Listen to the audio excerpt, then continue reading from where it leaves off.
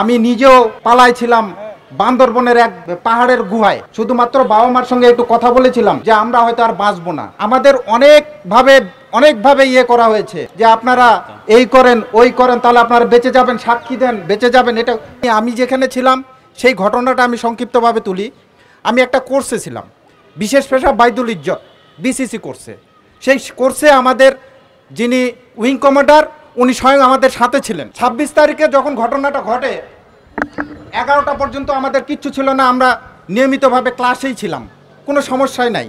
হঠাৎ করে যখন মাইকে আওয়াজ হয় যে আর্মিরা আমাদেরকে ঘিরে ফেলেছে, বিভিন্ন গুলি শব্দ শুরু হয়ে গেছে, তখন উনি হঠাৎ করে আমাদেরকে ছেড়ে দৌড় দিয়ে চলে যান।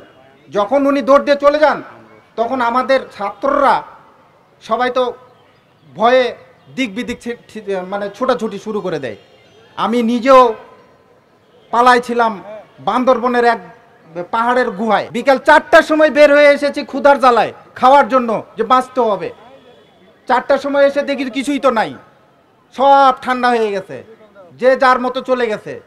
হ্যাঁ, এরপরে এইভাবেই চলতে থাকে। আসলে 25-26 তারিখে হয়েছিল কি আদৌ আমরা কিছু জানতাম না। এর মধ্যে তো আবার মোবাইল ফোনের নেটওয়ার্ক বন্ধ করে দেওয়া হয়েছিল, আর কারোর সঙ্গে কোনো যোগাযোগও হচ্ছিল না। শুধুমাত্র বাবা মার সঙ্গে একটু কথা বলেছিলাম যে আমরা হয়তো আর বাঁচবো না। আমাদের অনেকভাবে ইয়ে করা হয়েছে, বিভিন্নভাবে আমাদেরকে করা হয়েছে যে আপনারা এই করেন ওই করেন, তাহলে আপনারা বেঁচে যাবেন, সাক্ষী দেন বেঁচে যাবেন। এটা অনেক রকম কথা বলেছে। যাক, 2009 গেল, 10 গেল, 11 গেল, কোনো কিছুই নাই। হঠাৎ করে 2012 সালে আমাদেরকে আবার ডেকে নিয়ে যে সেই আবার তদন্ত শুরু করলো, করে আমাদেরকে ওই প্রহসনের তদন্ত করে আমাদেরকে বাড়ি পাঠিয়ে দিল। আমি আপনাদের মাধ্যমে জানাতে চাই আমরা আসলে একজন নির্দোষ, আমরা সম্পূর্ণভাবে নির্দোষ। যদি সঠিকভাবে এই তদন্তটা হইতো তাহলে ইনশাল্লাহ অবশ্যই আমাদের কিছু হতো না, এটা আমরা গর্বের সহিত বলতে পারি। আমি আপনাদের মধ্যে জানাতে চাই আজকে আমরা এখানে দাঁড়িয়েছি আমাদের অধিকার নিয়ে। আমি জানাতে চাই যে আমাদের অনেক বিডিআর ভাইয়েরা এখনো পর্যন্ত জেলে আছে, নির্দোষ, খালাস পেয়ে গেছে, তারপরেও তারা জেলে রয়ে গেছে। এদের পরিবারগুলোর কি অবস্থা? কেউ কি একবার খোঁজ নিয়েছে? কেউ নেই নাই। কেন? আমরা তো বাংলাদেশের নাগরিক, আমাদেরও তো অধিকার আছে, আমাদের তো বাঁচার অধিকার আছে।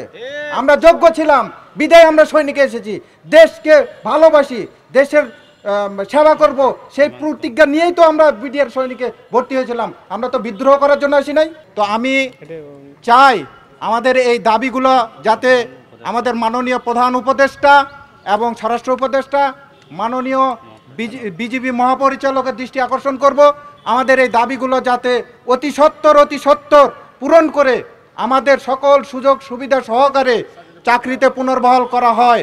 এবং যারা এখনো পর্যন্ত জেলে আছে তাদেরকে অতি সত্বর কোঠের বাহানা না দিয়ে অতি সত্বর মুক্তি দেওয়ার ব্যবস্থা করে দিন।